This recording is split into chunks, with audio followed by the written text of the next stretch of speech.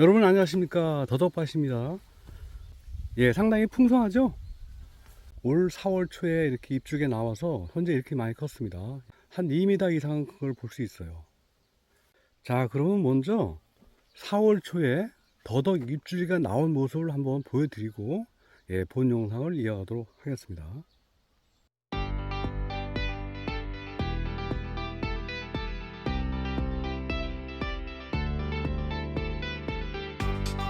예, 오늘 이 시간에는 더덕 중후반 관리에 대해서 말씀드리도록 하겠습니다.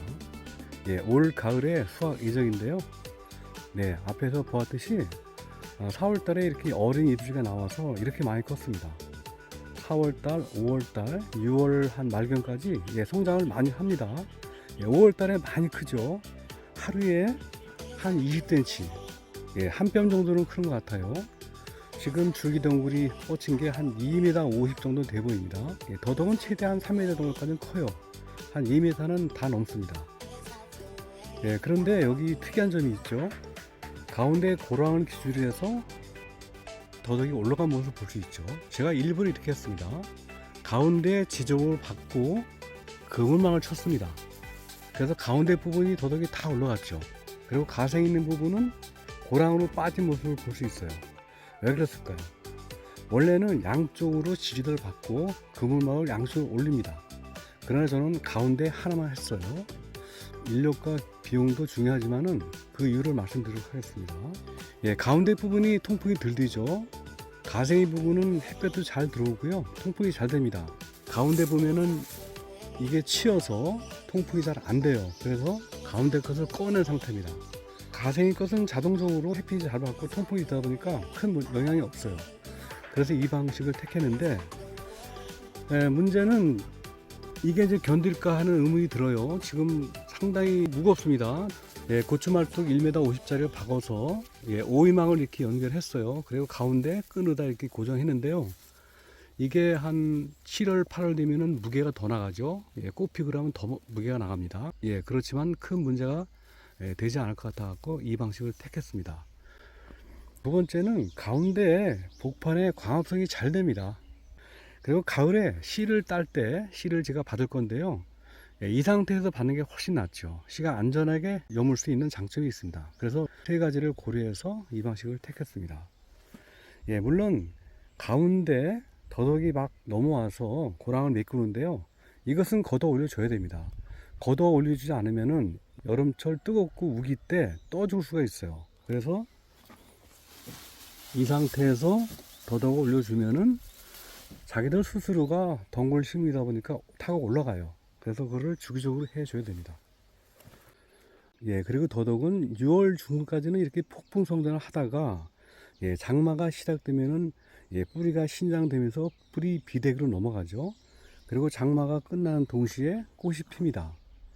예, 꽃 피기 전까지는 더덕순을 잘라주지 않는 게 원칙이에요. 물론 이렇게 먹기 위해서 예, 더덕순을 자른 경우도 있는데요. 그때는 더덕이 한 2m 이상 크는데요. 절반 정도 잘라줘도 큰 관계가 없어요. 예, 그렇지만 저는 이것은 씨앗을 받기 위해서 이런 방식을 취했습니다. 배초 작업은 다 했고요. 밭이 깨끗하죠. 예, 더덕은 이렇게 한번 풍성하게 나면은 풀이 안 나요. 헛고랑만 나는데 헛고랑은 호미로다가 이렇게 긁어주면은 예, 주기적으로 관리가 잘 될 수 있습니다. 자, 그러면은 올 봄에 제가 더덕을 새싹순을 잘랐습니다. 예, 그걸 한번 비교하도록 하겠습니다. 좀 흥미로워요. 제가 시험적으로 해봤는데 너무나 참 재밌고 흥미롭습니다. 아, 여기는 고랑이 너무나 많이 우거졌습니다. 가운데 복판은 다 올라왔고요.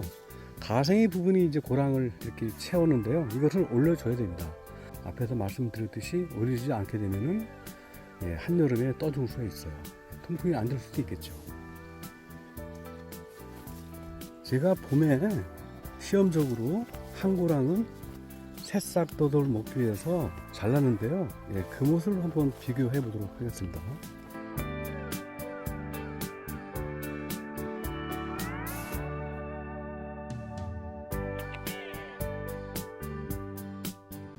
자, 옆에 보면은 올 봄에 제가 더덕 색사순을 자른 모습과 안 자른 모습. 예, 오른쪽에 있는 것은 자른 거고 왼쪽은 자르지 않은 모습이죠. 예, 키가 분명히 차이 나요. 제가 일부러 이렇게 했습니다. 더덕순을 먹기 위해서 이렇게 잘랐는데요. 예, 자른 지가 한 달 약간 안 됐어요. 이렇게 많이 컸습니다. 아주 지금도 잘라도 전혀 관계가 없어요. 지금 먹기가 상당히 좋은 상태죠. 아주 연하고 부드럽습니다. 향도 좋고요. 제가 한 번 잘랐고요. 예, 두 번은 잘랄 생각을 하고 있지 않아요. 왜냐하면은 예, 뿌리에 영향이 있기 때문에 이 상태에서 계속 길러야 됩니다. 그러나 제가 제안하자면은 작은 면적의 텃밭을 갖고 계신 분이 있다면은 주기적으로 더덕순을 잘라 먹어도 전혀 관계가 없어요. 더덕이 뭐 죽거나 이런 게 아니에요. 계속 나옵니다. 계속 나오는 걸 볼 수 있죠? 네, 계속 이렇게 나와요.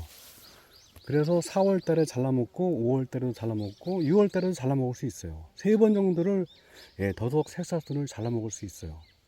다만 뿌리에 영향이 가죠. 예, 뿌리가 굵지 않기 때문에 더덕을 생산할 목적으로 했을 때는 용도가 안 맞는 그런 단점이 있습니다. 작은 면적은 가능합니다. 한 평만 길러도 예, 충분히 먹을 수 있는 게 바로 더덕이에요. 네, 이 더덕을 보면은 참 풍성하고요. 예, 너무나 좋죠. 이거 엄청 좋습니다. 향도 좋아요. 더덕밭 옆에 가면은 아주 향이 너무나 좋습니다. 풍성하죠. 가을에 제가 수확할 예정인데 예, 돈을 떠나서 이렇게 재배하고 기르는 재미가 너무나 좋은 것 같습니다. 자, 그러면은 반대쪽에 예, 있는 밭을 또 소개하도록 하겠습니다. 예, 이 밭은 가운데 지지대를 박은 그 모습이고요. 옆에는 그렇게 하지 않았습니다. 예, 그 모습을 제가 말씀드리고 영상을 마감하도록 하겠습니다. 자, 그러면 옆밭으로 이동합니다. 예, 이 더덕밭도 3년차인데요.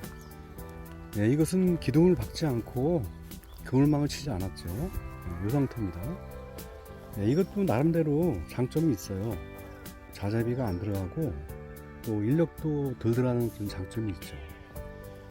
그리고 햇빛도 골고루 받는 장점이 있는데 여름에 더덕줄기가 고랑으로 많이 넘어와요. 그래서 고랑에 닿게 되면 습하죠. 한여름엔 습합니다. 떠 죽는 경우가 발생하고 합니다. 네, 그런 단점이 있는데 이것도 대량 경적자 하시는 분들은 이런 재배를 많이 하는 것을 볼 수 있어요. 예, 장단점이 있습니다. 이것도 좋은 방식이라고 생각되는데 가을에 수확량을 캐보면 알겠지만 수확량은 거의 비슷하게 나온 걸로 알고 있어요. 앞에 있는 더덕밭보다는 덜 풍성해 보일지 몰라도 예, 수량은 같은 겁니다. 예, 이렇게 꽉 차 있으면 제초 관리도 예, 그렇게 할 필요가 없어요. 예, 요거는 369카죠. 예, 369카가 이렇게 예, 많이 올라왔습니다. 자, 오늘은 예, 더덕 중반에 접어든 잎줄기 모습을 촬영했습니다. 예, 집에서도 가꿀 수 있고요. 예, 작은 면적에서도 이렇게 심어 놓으면은 예, 풍성하게 기를 수 있는 그런 장점이 있고요. 예, 보기도 좋습니다. 그리고 나중에 예, 뿌리도 우리가 수확해서 먹을 수 있는 그런 작물이 되겠죠. 우름에 상당히 좋아요. 예, 기관지 천식에 예, 상당히 좋은 그런 예, 더덕이 되겠죠. 중후반 관리는 특별하게 관리할 건 없고 제초 관리하고 동굴 관리 그리고 꽃이 필 무렵쯤 예, 순을 잘라주는 거 예, 그거만 주면 되겠습니다. 혹시 이파리가 노랗게 될 경우에는 추비를 줄 필요성이 있어요. 장마를 전후해서 잎줄기가 많이 크죠. 그리고 이제 뿌리 쪽으로 영양분이 많이 가다 보면은 이파리가 노랗게 변하는 경우가 있어요. 그럴 때는 추비를 위에다가 뿌려주면 되겠습니다. NK 비료 같은 거 주면 되겠죠. 줄 때는 반드시 비가 올 때 줘야 됩니다. 그래야지만 또 흡수량이 좋겠죠. 네, 그 점만 착안하시면 될 것 같습니다. 자, 오늘 더덕에 대해서 여러모로 알아봤습니다. 여러분 시청 감사합니다. 매산 내리였습니다.